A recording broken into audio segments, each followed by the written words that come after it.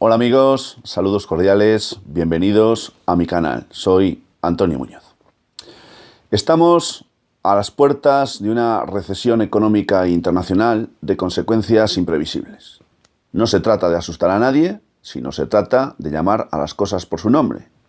Porque los analistas internacionales, los economistas de todos los países, unos en mayor medida que otros, pero todos coinciden en que la recesión será inevitable. Relacionado con este punto, me parece que ha llegado el momento de hacer una mención muy especial de la locomotora europea en el mundo de las finanzas. Estoy hablando nada más y nada menos que del Deutsche Bank, el principal banco de Alemania, el principal banco de Europa y uno de los bancos más importantes del mundo. Fijaros, la situación económica por la que está atravesando actualmente el Deutsche Bank es extremadamente crítica. Si tuviéramos que hablar en términos médicos, hablaríamos de que estaría en la UBI en estado, yo diría que prácticamente irreversible. Veréis, los economistas han dado en denominar al Deutsche Bank como el cisne negro, porque si el banco alemán, el Deutsche Bank, quebrase definitivamente, pues las consecuencias iban a ser extraordinariamente graves para la banca europea y también para la banca internacional. Se produciría un efecto contagio y se produciría, bueno, pues un auténtico efecto dominó, porque todos los bancos, como bien sabéis, están interrelacionados entre sí, todos se vienen prestando dinero desde hace mucho tiempo, el Deutsche Bank tiene muchos intereses en este tema en relación con los diferentes bancos europeos y del mundo, y obviamente si cayese el Deutsche Bank, pues evidentemente estaríamos ante un auténtico tsunami financiero. ¿Por qué motivo todavía el Deutsche Bank no ha caído? Pues no ha caído porque está siendo sostenido artificialmente por el gobierno alemán. Así de claro y así de sencillo, porque si cayese el Deutsche, caería prácticamente la economía financiera internacional en una buena medida. Sin embargo, el problema que tiene, bueno, voy a tratar con algunos datos que voy a aportaros. El Deutsche Bank tiene muchos problemas, pero uno de sus problemas es un problema de liquidez, que viene asolándolo desde hace mucho tiempo. Es decir, está perdiendo depósitos y el valor de sus acciones, como os diré después, pues está muy bajo. Pero ese problema de liquidez que viene teniendo desde hace algún tiempo era el mismo problema del que adolecía el Banco Popular. Sin embargo, al Banco Popular se le dejó caer en el año 2017, provocando la ruina de más de 400.000 familias y provocando, bueno, pues unos grandes perjuicios a más de 1 millón de clientes que tenía en su momento el Banco Popular. ¿Por qué al Banco Popular se le dejó caer y al Deutsche no? Es muy sencillo, porque Alemania pinta mucho y España no pinta nada. Y entonces, pues, se tomó esa medida, pero evidentemente se podía adoptar la misma con relación a lo que está sucediendo con el Deutsche. Veréis, en el año 2011, como creo que todos muy bien recordaréis, el entonces presidente del gobierno, el señor Rodríguez Zapatero, se puso de acuerdo con el señor Rajoy para modificar en 10 minutos por la noche y, digamos, entre comillas, a traición, pues la Constitución, una Constitución que nadie había podido modificar, nadie se había atrevido ni querido modificar durante 30 años. Bueno, pues estos en 10 minutos se pusieron de acuerdo por la noche y pues le dijeron sí buena a la señora Merkel. Porque claro, lo que se hizo, la estabilidad presupuestaria del artículo 137, se hizo para satisfacer los intereses de Alemania, que es tanto como decir los intereses de la banca alemana, que es tanto como decir los intereses del Deutsche Bank, porque los bancos españoles tenían una fuerte exposición al banco alemán. Entonces los alemanes, el Deutsche, tenía mucho interés en que en cobrarse mucho del dinero que los bancos españoles le debían, y también el Estado español. Y si no se hacía lo del 137, que fue establecer un techo en el gasto, pues no había garantías. Y esas garantías fueran exigidas por el gobierno alemán de la señora Merkel. Pero dicho todo esto, quiero aportaros algún dato para que sepáis quién es el Deutsche Bank. Porque aparte de que os he dicho que es el banco más importante de Alemania y de Europa, y uno de los más importantes del mundo, pues quiero que sepáis que es un banco de inversión que fue creado en el año 1870, es decir, que tiene pues unos añitos, ¿verdad? Que tiene actualmente nada más y nada menos que 100.000 trabajadores, 100.000 trabajadores, de los cuales 35.000 van a ir a la calle en este año 2019. Tiene, por otra parte, muy importante también que lo sepáis, pues un total de 600.000 accionistas, de los cuales la mitad son alemanes. Bien, pero fijaros, voy a daros un dato, el dato del PIB alemán. El dato del PIB alemán dice que Alemania tiene exactamente, lo voy a deciros porque lo tengo por aquí, el 13,9% del PIB, sobre el PIB. Es decir, 13,9 billones con B de euros. Ese es el PIB alemán. Mientras que el PIB de la Unión Europea asciende a 17 billones con B de euros. Y diréis, bueno, ¿y para qué nos cuentas estos datos? Pues simple y llanamente para que podáis entender lo que voy a deciros ahora. El Deutsche Bahn tiene 65 billones con B de activos, no voy a decir tóxicos, pero sí lo que se conoce como derivados financieros, es decir, activos en alto riesgo. Es decir, una fortísima cantidad de dinero que supera con creces el PIB alemán e incluso el PIB europeo, que podría no cobrar o que tiene alto riesgo de cobrar. Fijaros de la cantidad de la que estamos hablando. Podéis entender, por tanto, por qué es un gigante sistémico que tiene pies de barro y cuya caída podría conllevar las consecuencias a las que me he referido hace un momento. Pero si hay un dato que certifica de alguna manera la situación crítica por la que está atravesando actualmente el banco alemán, el Deutsche Bahn, es el valor de la acción. Porque el día 3 de junio de este año 2019, hace muy poquitas fechas, por tanto, batió el récord histórico negativo, porque el valor de la acción estuvo en un 5,98%. Jamás antes en la historia del Deutsche la acción había estado en unos mínimos tan absolutamente esperpénticos como este. Pero es que en el año 2018 la acción del Deutsche Bahn perdió un 15,4%, mientras que si hablamos en términos interanuales, es decir, desde junio del 2018 a junio actual, a junio de 2019, la pérdida se sitúa en más del 36%. Es decir, que del Deutsche Bahn no se fía, con perdón de la expresión, ya ni Dios, porque claro, no compra nadie, se está marchando todo Dios, se está perdiendo muchos depósitos y se está manteniendo, como os he dicho antes, esta caída libre, se está impidiendo la caída libre por parte del gobierno alemán por las consecuencias que esto podría tener. Bien, dicho esto, quería contaros también algo en relación al Deutsche Bahn respecto a España, porque claro, España es un país donde el Deutsche Bahn también está. Y además está, aunque sea un banco de inversión principalmente, aquí en España está desarrollando actividades en todos los sectores, más allá incluso de la propia inversión.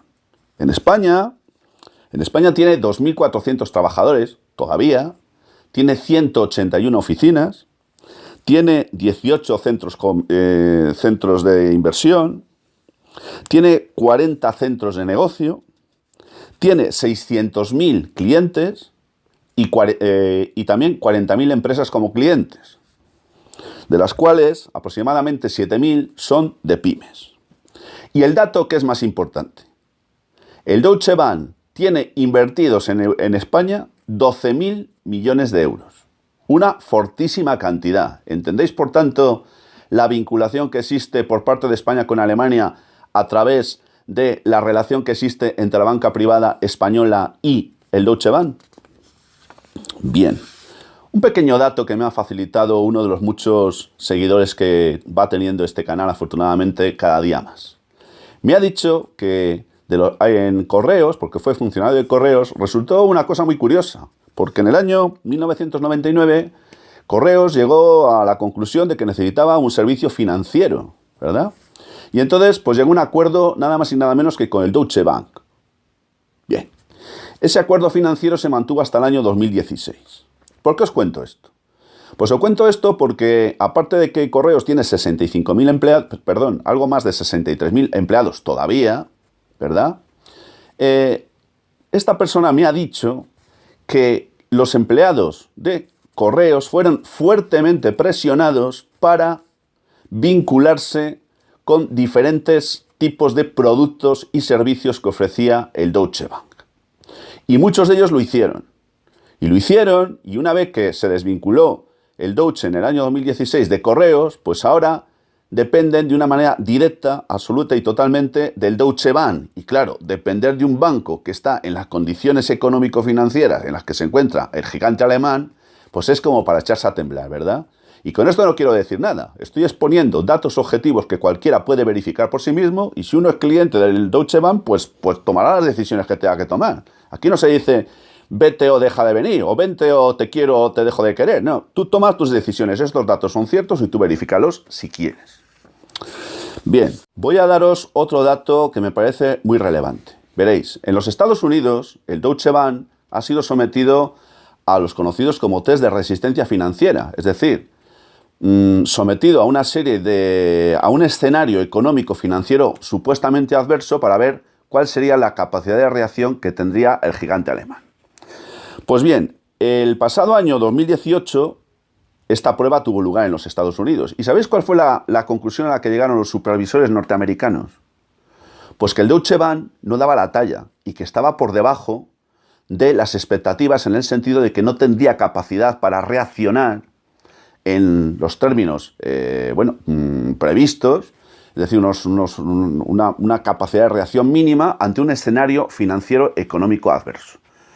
No superó la prueba. Y así se lo hicieron saber. Estas pruebas se hacen en los Estados Unidos desde el año 2009 y desde entonces se han hecho en 8 ocasiones. Sin embargo, fijaros, qué curioso que la Autoridad Monetaria Europea, ¿verdad? La autoridad, efectivamente, aquí lo tengo, Monetaria Europea, hizo lo propio con el Deutsche Bank el pasado año 2018. Le sometió a un test de resistencia. ¿Y sabéis cuál fue la conclusión? Pues que aquí el Deutsche Bank fue uno de los que mejores resultados sacó. A ver, ¿a quién nos creemos?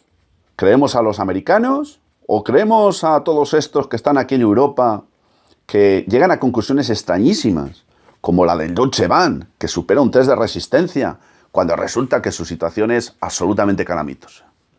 Pero bueno, a ver, ¿a quién quieren engañar? ¿O se creen que somos idiotas? Voy a ir terminando. Pero no quiero hacerlo sin haceros llegar también a algún dato que me parece que es extraordinariamente importante, porque quiero que conozcáis también un poco quién es el gigante alemán, quién es el Deutsche. El Deutsche Bank precisamente no es una hermanita de la caridad. Fijaros, desde el año 2009 se le han venido imponiendo multas por delitos financieros que han ascendido a un total de 17.000 millones de euros. Como lo oís. Pero es que fijaros, voy a ir un poco más concretamente. En el año 2015 le fueron impuestos una multa de 2.500 millones de euros, que es una cantidad enorme. ¿Sabéis por qué? Porque había manipulado el LIBOR, es decir, el Euribor, que a todos vosotros os sonará tanto si tenéis hipoteca, ¿verdad? Manipulado el Euribor. Manipulado. Sí, como lo oís, pero es que no solo fue sancionado el Deutsche, también lo fue el banco, el Royal of Scotland, lo fue también JP Morgan, en fin, lo fue también el Citigroup, el HSBC, creo que se llama, y no sé si me dejo alguno en el olvido. Sí, en el año 2015. Esto tuvo lugar en el año 2015. Pero no termina todo ahí, porque William Blake, que es un conocido experto en temas económico-financieros, calificó al Deutsche Bank en el año 2017 como de organización criminal. Como lo oís, esto lo ha dicho este señor. Insisto, William Blake. Obviamente, en relación a todos estos delitos financieros. Pero es que no termina todo ahí.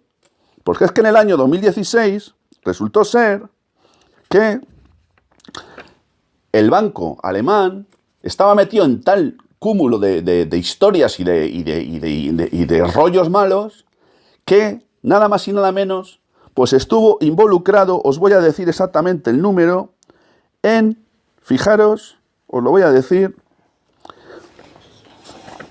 lo tengo por aquí, a ver si lo encuentro,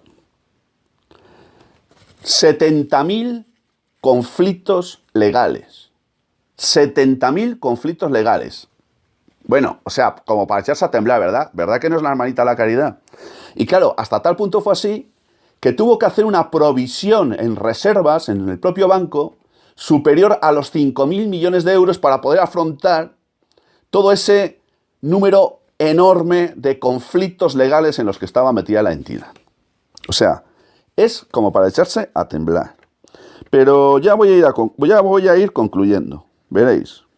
No sé si tengo por aquí el dato, pero lo cierto es que aquí tampoco me voy a involucrar mucho. Simplemente os invito a que vosotros verifiquéis quién es el Deutsche. El Deutsche se creó en el año 1870.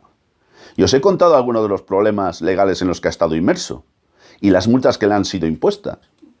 Pero es que, atención, es que en el año 1933 el Deutsche Bank, se caracterizó por haber facilitado de una manera notoria créditos, todos los créditos que necesitó a la odiosa y temerosa Gestapo, la policía secreta alemana.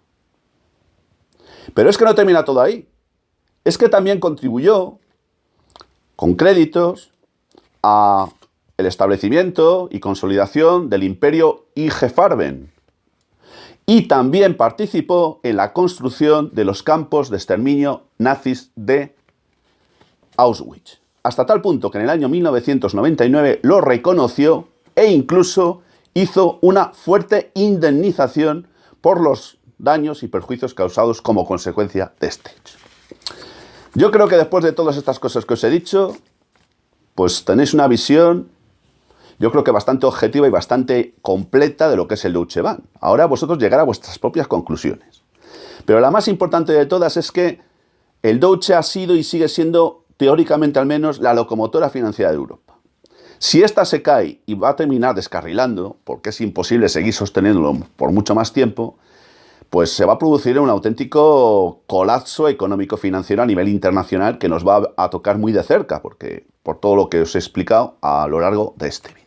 Por lo tanto, yo creo que atémonos los machos, como se suele decir, estemos a las expectativas y tomemos las medidas que tengamos que tomar con nuestros ahorros para ver, bueno, de qué manera pudiéramos salvar todo esto de un posible colapso financiero que, atención, podría tener lugar de una manera muy pronta, que algunos incluso hablan de que podría tener lugar en el verano y otros como muy tarde a principios del año 2020. Esperemos pues y observemos. Sin más, amigos, deseándoos y agradeciéndoos de antemano la atención que me habéis dispensado, recordaros que si os ha gustado este vídeo lo podéis compartir, también podéis suscribiros al canal y yo ya sin más. Y hasta muy pronto os envío como siempre mi saludo fraternal de salud y libertad.